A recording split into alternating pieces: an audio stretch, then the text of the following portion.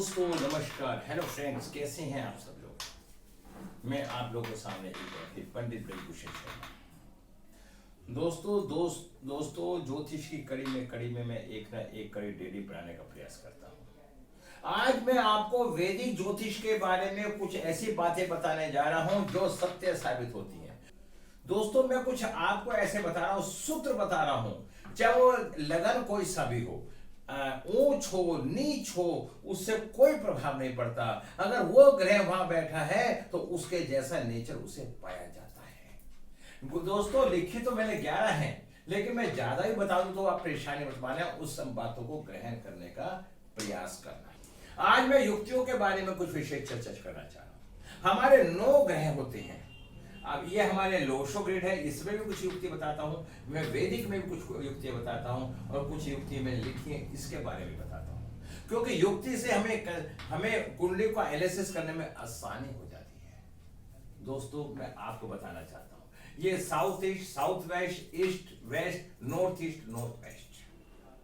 मैं आपको फिर एक बार बताना चाहता हूं, अगर लोशो ग्रेड के अंदर जो अंक मिस होता है, यदि उससे संबंधित हम रेमेडी कर लेते हैं तो हमारी उसकी एनर्जी फुलफिल हो जाती है और हमारे जीवन में सफलता मिल जाती है।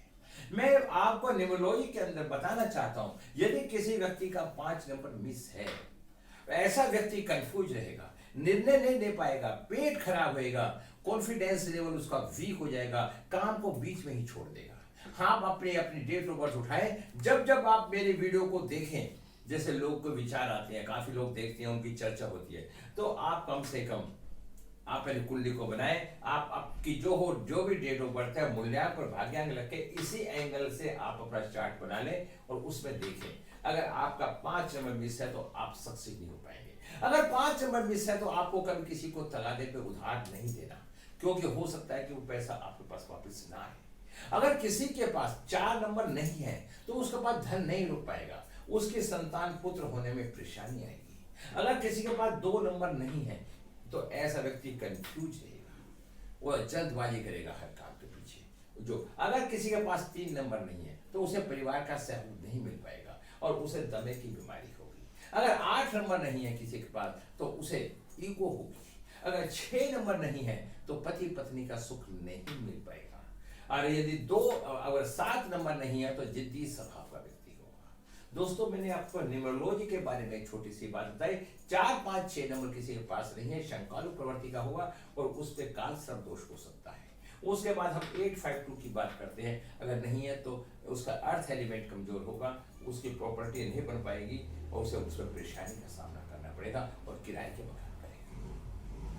दोस्तों मैंने आपको ये न्यूमरोलॉजी के अंकों के बाद अब इसके आधार पे अब वैदिक को जोड़ने का प्रयास करें। ये वैदिक कुंडली जो है एक काल पुरुष की कुंडली है, 1 नंबर से लेके 12 नंबर तक का भाव आता है। दोस्तों मैं अब वैदिक के कुछ आपको फार्मूले बताता हूँ, 11 सूत्रों के बारे में चर्चा करता हूँ। नंबर 1 से चालू करता हूँ।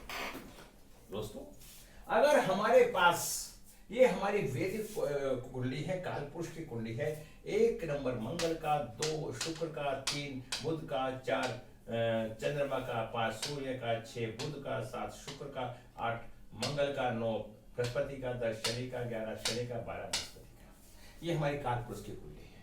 अगर किसी की कुंडली के अंदर, क्योंकि राहु केतु पापी ग्रह है, अगर किसी व्यक्ति के केंद्र में राहु बैठा है, वो व्यक्ति बहुत ही तेज तर्रार प्रवृत्ति का होगा, जीवन में अपना नुकसान करने नहीं देगा और उसके पिता जिद्दी प्रवृत्ति के होंगे। आप अपने अपने कुंडली उठा के देख लो, उसके पिता जिद्दी होंगे। हमारे स्टूडेंट भी हैं, उनके राहु लगन में बैठा है तो उसके पिता भी बहुत जिद्दी हैं। तो मैंने खूब अनुभव करा और देखा, तो अगर राहु अगर लगन में बैठा है तो उसके पिता जिद्दी होंगे और वो व्यक्ति हमेशा अग्रणी रहेगा, अपना काम करने में सक्षम होगा और वो ऊपर से कुछ और दिखेगा, अंदर से कुछ और होगा। वो बोलता कुछ है, करता कुछ है, दिखता कुछ है। तो मैं बताना चाहता हूं, अक्सर दोस्तों ध्यान रख लेना कि जिनके राहु लगन में होगा वो व्यक्ति पेट के काले होते हैं। पेट के काले का संबंध हमारे इस चीज से भी होता है कि अगर हमारा चंद्रमा खराब है तब भी हमें पेट का काला व्यक्ति होता है। ये मैंने आपको बताया राहु। अब ये ही राहु यहां बैठ जाता है,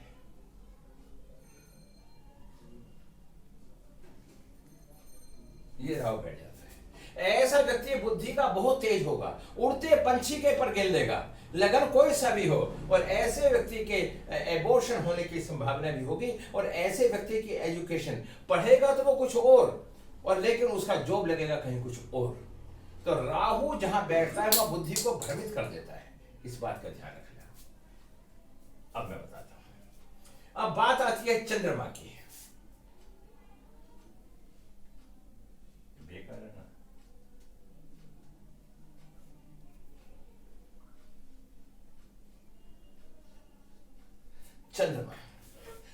चंद्रमा को अष्टम का दोष नहीं लगता, लेकिन चंद्रमा जब अष्टम भाव में बैठ जाता है तो व्यक्ति मानसिक रूप से बड़ा डिस्टर्ब हो जाता है।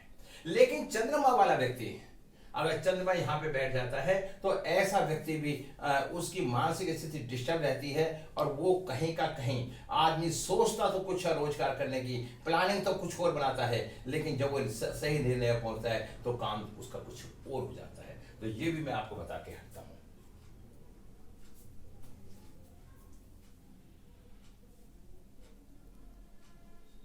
हाँ, अब मैं आप चंद्रमा के बारे में बताता हूं। चंद्रमा किसी के चौथे स्थान में बैठ जाता है।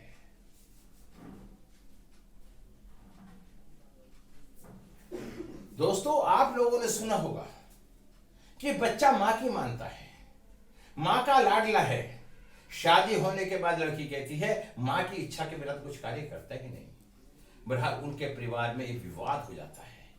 तो मैं बताना चाहता हूं कि चंद्रमा किसी भी लगन में हो, अगर वो चौथे स्थान में बैठ गया, चौथा स्थान किसका है? मां का है, और वो मां का लाडला होता है, भयंकर लाडला होता है। मां की इच्छा के बिना वो कुछ कर नहीं सकता। ये मैं युक्तियां स्थायी बता रहा हूं, जिससे आपको देखने में आनंद आएगा और पढ़ने में भी आनंद आएगा। अब अगर यहां शनि बैठ जाता है,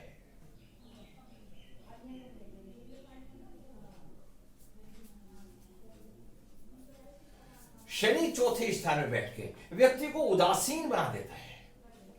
व्यक्ति में निराशा का भाव रहता है, वो अपने को ज्यादा डेवलपमेंट नहीं कर पाता। लगन कोई सा भी हो, राशि कोई सा भी हो, तो इस भाव को आप देख सकते हैं। अब यहां पे शुक्र बैठ जाता है।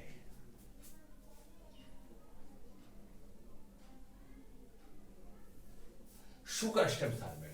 ऐसा लड़का हो या लड़की हो, जातक कोई भी हो, लगन कोई भी हो, ऐसे व्यक्ति की भाषा थोड़ी सी तीखी होती है। जब वो बोलता भी प्रेम से है तो ऐसा लगता है चक्कू मार दिया।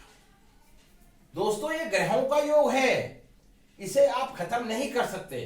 तो आप इस बात का ध्यान रखें, अगर ये सब कुछ आपके साथ बीत रहा है तो आप अपने को सुधारने का प्रयास करें। अगर शुक्र यहां बैठ जाता है, भाग्य भाव में बैठ जाता है,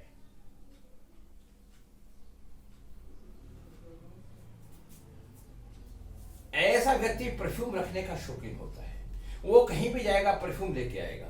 लेकिन ऐसे व्यक्ति का वैवाहिक जीवन अच्छा नहीं होता। कहीं ना कहीं वैवाहिक जीवन के अंदर परेशानियों का सामना करना पड़ता है। मैं आपको इस तरह की बातें बता रहा हूं, और ये आपको मैं योग बता रहा हूं। यदि किसी का सूर्य 10वें भाव में बैठ जाता है,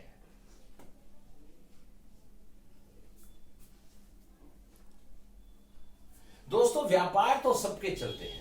सूर्य का मतलब क्या है? लाइट। 10वां स्थान किसका है? कर्म। उस व्यक्ति के कर्म के अंदर लाइट लग जाती है और वो दूर दूर तक फेमस हो जाता है कि उसका व्यापार इतना फेमस है। ये युक्तियां फिक्स हैं। इन युक्तियों को आप कंठस्थ याद कर लें। ये आप किसी भी कुंडली में देख लेना और किसी के में देख लेना, ये स्थायी रूप से पाई जाएगी। और यही शुक्र सूर्य अगर चौथे भाव में बैठ जाता है, ऐसे व्यक्ति का मकान बड़ी ऊंचाइयों पर पहुंचता है, ऊंचाइयों पे। इट मींस वो व्यक्ति बहुत गहरा होता है और उस व्यक्ति का मकान लैंड होता है, हवादार होता है, वास्तु के द्वारा बना होता है। और वो कोई व्यक्ति कहता है उस मकान के पास हमारा मकान है। यहां पर सूर्य को आप इस तरह से देख सकते हैं। अब मैंने आपको बताया, अगर राहु केंद्र में और केतु सप्तम में हो, ऐसे व्यक्ति की इंटरकास्ट मैरिज होने का योग होता है। ऐसा व्यक्ति लव मैरिज करता है, ऐसे व्यक्ति की 2 शादी होने के योग होती हैं। कोई राहु केतु हमेशा इंटर कास्ट मैरिज करवाने का प्रयास करता है। तो दोस्तों मैंने आपको अभी इसके बारे में इतनी बताई, और कुछ बातें मैं आपको आगे बताना चाहूंगा। मैं थोड़ी सी बातें और बता देता हूं। मंगल शनि, देखिए यदि आपकी कुंडली के अंदर मंगल शनि या चंद्रमा राहु की युक्ति है, मंगल शनि या राहु चंद्रमा की युक्ति है, तो ऐसे व्यक्ति नशे का आदी होता है। चंद्रमा मंगल प्रसिद्ध योग है, वह कैंसर भी बनाता है। अगर मंगल चंद्रमा 12वें भाव में बैठा है तो भयंकर बीमारी या कैंसर जैसी बीमारी बनने के योग पाए जाते हैं। चंद्रमा पे राहु तथा अन्य प्रभाव हो तो मृग रोग की संभावना है। चंद्रमा और मंगल बुध शनि राशि में पड़ते हो तो खासकर राहु और शनि हो तो दमा होता है। अगर न्यूमरोलॉजी के अंदर 3 नंबर मिस है तो दमे की संभावना रहती है, क्योंकि बृहस्पति ऑक्सीजन का भी कारक है। चंद्रमा 5वें स्थान में हो तो देवी की उपासना करनी चाहिए। चंद्रमा बुध माता से वैचारिक चंद्रमा और बुध माता से वैचारिक मतभेद करता है और उनके आपस में तलाक होते हैं। दोस्तों इन शब्दों के साथ मैं अपने शब्दों में विराम लगाना चाहता हूं। यदि आपको मेरी वैदिक की युक्तियां पसंद आती हैं तो आप लिखना, मैं इस क्रम पे मैं डेली एक ना एक कड़ी बना के आपको कहूंगा। क्योंकि जो लोग कुंडली सीखना चाहते हैं, जो ज्योतिष सीख रहे हैं, वो लोग इसे एक ढंग से देखें और एक वीडियो को 4 बार अध्ययन करें। आपका इतनी पारंगत आ जाएगी कि आपका मन खुश हो जाएगा। मैं फिर आपसे कहूंगा, यदि आपको कंसल्टेंसी करवानी हो या मेरी वीडियो पसंद आती है तो सब्सक्राइब कीजिए। मैं एस्ट्रोटॉक पे भी काम करता हूं। किसी व्यक्ति को एस्ट्रोटॉक पे ज्वाइनिंग करनी हो और वो एजुकेटेड है और वहां तक नहीं पहुंच पाता तो मेरे मोबाइल पे 9368433275 पे मेरे से कांटेक्ट करें, मैं उसका पूरा सहयोग करूंगा। और फिर मैं इन शब्दों के साथ विराम लगाता हूं। यदि आपको किसी भी तरह की कोई कुंडली का डिस्कस करना है तो मुझसे मिलिए। नमस्कार।